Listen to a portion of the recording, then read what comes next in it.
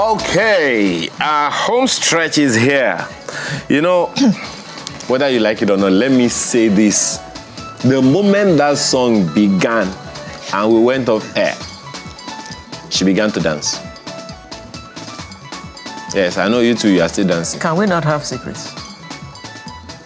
Is it a secret that you are dancing? And he was doing like this. You know that famous? You know, that song is a dancer song. That song is so energetic, Okay. It's infectious. Okay, so we have a conversation this morning with someone who is He's not here. The dancer is here. So please welcome a professional choreographer who has shared the stage with the likes of MIA, YC, Ice Prince, Classic, Madaki, etc. He's also CEO of Ben Dancer Academy International, Benjamin Daniel Gabriel, also known as Ben Dancer. Ben Dancer. Okay. Or is it Ben Dancer? Ben Dancer. Ben Dancer. Yeah. Good morning and welcome to the program. Thank you for having me. Why did you choose to dance?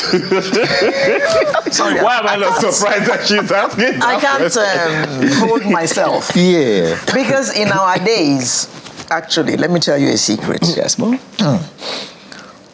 I wanted to be a dancer. But I never had the courage to say it because I was sure I would be disowned.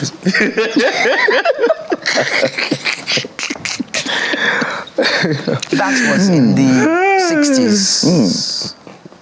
But things have changed. So why did you choose to be a dancer? First of all, before I answer that, I first of all want to thank you for having me on your platform, having to talk about dance and why I am dancing. From the beginning, dance is a gift for me. At a very tender age of my life, when I discovered that I always enjoy melody, rhythm, and harmony, and whenever I listen to music, I find peace within myself. I move. And uncontrollably, the moves are so creative that at some point I wonder where they come from. And whenever I do that, it marvels people at that very tender age of my life. And from then I understood that this is truly a gift and it is meant to serve a purpose. Is he going to dance for us today? Are you going to play music? I'm talking about... Well, I'm just asking. I'm sure producer can give us some reason for him to give us some moves. He's not wearing dance clothes. You can dance in anything. Okay. Well, tell me something. I've always wanted to know this. Someone told me about, I saw this story about Nigeria's first award-winning dancer, record-holding dancer. Yeah. I don't remember his name right now. But Is it a he or her? it's a he I saw. Oh, okay. But it's been a very, very long Very time. long I think as time. far back as the 70s or thereabout. Okay.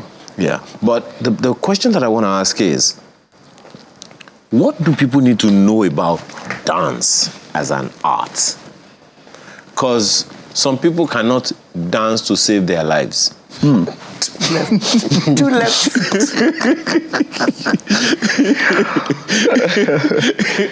I said some people. Well, they could be on that side. Yes, I agree with you. They could be on that side. I didn't see any hands.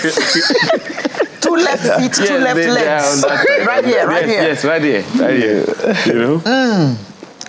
Tell what do people need to know about dance?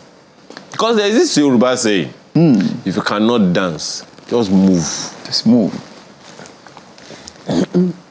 Thank you very much for this very important question.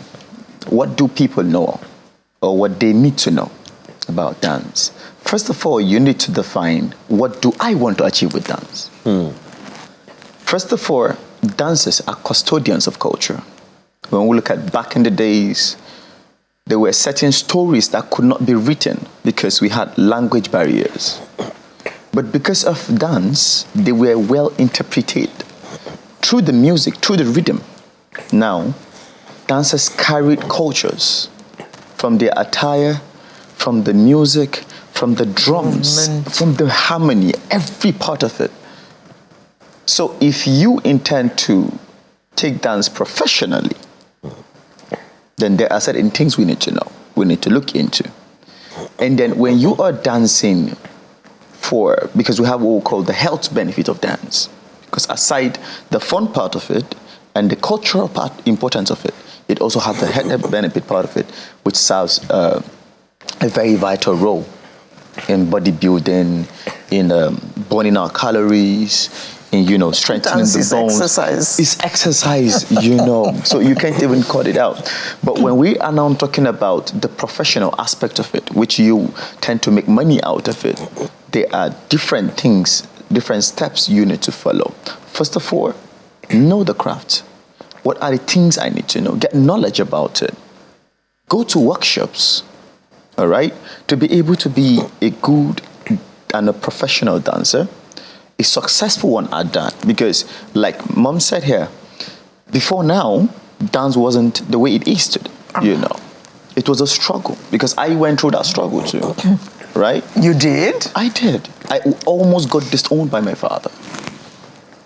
What did you tell him that made him say, get out of my house? So the honest truth is, I would want to, digress a little into that story. When I was like 10, 11 thereabout, after finishing my junior secondary school, and I told my father, because I was going into XS1, so I told my father that, see, I was doing art. So one of my teachers said, I think this boy is very brilliant and very smart. I think he should go for sciences. So I went to my father and I told him, please, can you consider me doing art? Because I have more strength in art. And he said, I really want you to be either a doctor or a lawyer. And I said, I don't know if that is possible. So at some point we were dragging, and he was like, okay, fine. If I was not going to do what he wants me to do, he's not going to be part of anything that concerns my school. I'm going to stop paying your fees. So my mom came in, begged and all of that. So at the end of the day, my mom had to now go helping me sort out my school. Now at the end of the day, my father had to, being a father, step down, because he was trying to, discipline his child. But what I remember, what my father told me was, dancers are wayward people. They are people without future. And they can't amount to anything. At what point did you tell him that you wanted to be a dancer? I think at the age of 12. Yes, at the age of 12. Stop. At the age of 12. Hey. Stop. You told your dad at age 12. Good. You want to be a dancer? Now, very good. I started dancing. You know the fear. Now, this is it. I didn't challenge him. I only came humbly. Because at that point, I discovered it at 8. At some point, there were days when I didn't, they would literally come to the house, pick me, go for birthday parties, and I just dance. They spray me money. I don't even know what I was doing. They bring me back. And people would tell my mother, this your boy, he's really talented. He knows how to dance. And these things kept growing up in my head. I can do this thing. I didn't really know, but I know at some point there's always this fulfillment I find in myself, even as a tender age, dancing. So I came to my mom and I said, see, I like this thing. And just like a young boy would tell his father, I think I want to do this thing. So from that age, I kept, saying it. Did just you have like anybody that was dancing that you saw that you said, okay, I want to be like that person? To be very honest with you, as of the time I am talking about this, those were the days when I grew to see Michael Jackson, because we have a TV in the house. So we have my father is quite a social person, so he played this. Then it was a tape. It was a tape. VHS tape. Yes. Okay. I used to watch him. Okay. Now let me ask you this, because we don't have so much time now. Music is now a profession, as you said, a calling, a vocation, or whatever. How do you see its function in music videos? How does it, do you think it carries the messages of those music videos as they should generally? Yes, they do. My reasons are this. Dance is an expression. Music triggers you. It gives you that, it sets your mind where you feel once you feel the melody, you hear the song, and then before you know it, you find that expression. Now, sometimes there are times when you listen to a song, you don't know how to express yourself. But as a dancer, once I am being able to choreograph it and then bring out this, interpret every word, through the moves, it is very easy for you to understand. There are certain cultures that you listen to their music, trust me, you wouldn't understand. But when there are dancers interpreting it, it is way more easier. So it plays a very vital role. Yeah, but you also need a decoder of sorts to understand that dance language, right? What are the things people need to look out for too? I actually saw someone dancing to speech. Yes. Can you imagine that? Yeah. Was dancing to speech. Yeah, they dance to poetry. True. Yeah. No, this one is not poetry. It was dancing to the president's speech. I think I saw that video. You saw the video? That's difficult. Dancing to I think I saw that video. The president's speech Yes! is never always good news. He was on white gloves and a singlet. Yes. And a black shirt. I saw the video. Okay. Yes. So the thing is, the gift of a dancer is something I can't even fathom, because sometimes when I even dance myself, I sometimes go back to rewatch these dances and like, how did this came about?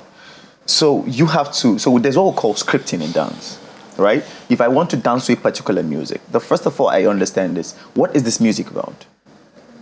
All right?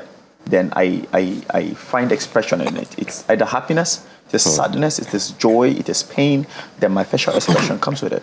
Then first of all, the other things we need to consider also are the costumes, because there are certain costumes you wear that are so powerful. If you remember back in the days, there are days when Michael Jackson is not dancing, he just stands and he just looks at the crowd and everybody's like, the costuming, it's so wonderful. Dancers have that. I can't even, really, but I know you understand what I mean. So truly, dance, it's what words cannot explain. Like I said, for me, it's a gift. So, when it's a gift, it's something that is so special and precious. And it is given to you by God. What people find very hard to do, you find it very easy. You could just be tapping your leg. And all I need to do is find an expression in that. Take the rhythm. And I can tell a lot of story with it. I could tell my story with it. I could tell your story with it. So, where do you normally dance? Is it in music videos? Where do you dance? So, over time, I've been in this profession for 17 years. So, consecutively, I've danced in music videos. I've danced as a backup dancer for artists when they're performing on stage. Like presently, I work with Madikuti, who is the first grandson of Fela. And I find joy doing all of these things because whenever I do them, I see people being inspired. I see people being inspired to become greater than they can even imagine. Because dance, it's a lot. Dance does a lot to me. When I do it, when you imagine the level of creativity I put, it inspires you to think, oh, even in my field, there's no limitation to what I can do. Okay. So now, most of the dancing you do is on stage. I do off stage and I do on stage. I choreograph.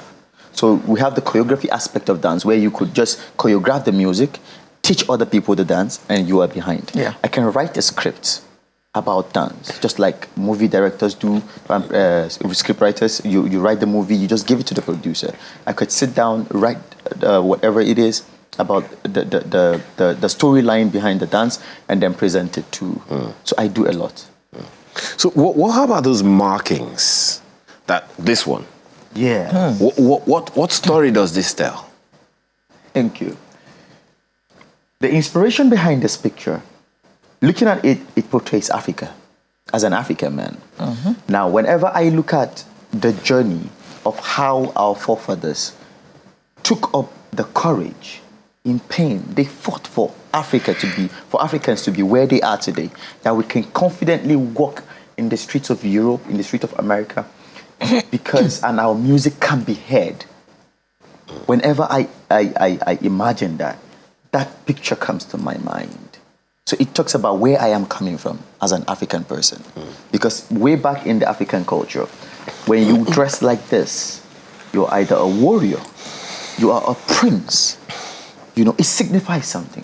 Okay, well, I don't know. We're going to have to look for this in Wakanda one of these days.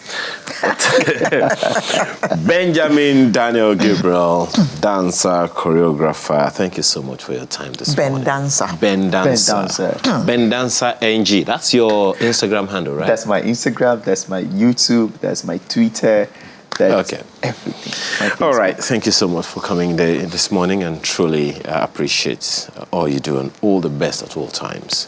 But just before we go, Alero, I understand that some people are being harassed for what we understand to be voluntary. CMR, the police CMR, car monitoring, whatever, or something like that. The police put out and say, look, it is optional. But we understand that people are being queried, stopped by the police for not having it. Okay. I don't know what that is about, but maybe it is something that the police wants to speak to. Okay. And my own message is to the governor of Lagos State. I heard your long interview the other day, and I heard all kinds of things, but I didn't hear of anything you were planning for the seniors in your state who've been paying taxes in your state forever. They're over 65, they're over 70. They don't even get, half fare on the buses in Lagos State. Is this something that you are willing to consider, so that seniors will get some benefit, no matter how little? Beside their pension. How much is the pension? Okay, anyway. So that's our show for today. We'll bring you a fresh edition next week. I'm Alero Edu, wishing you a happy weekend and all the best, and see you next month. Oh, that's true. I'm Ayo Makinde. Keep dancing no matter what. Bye for now.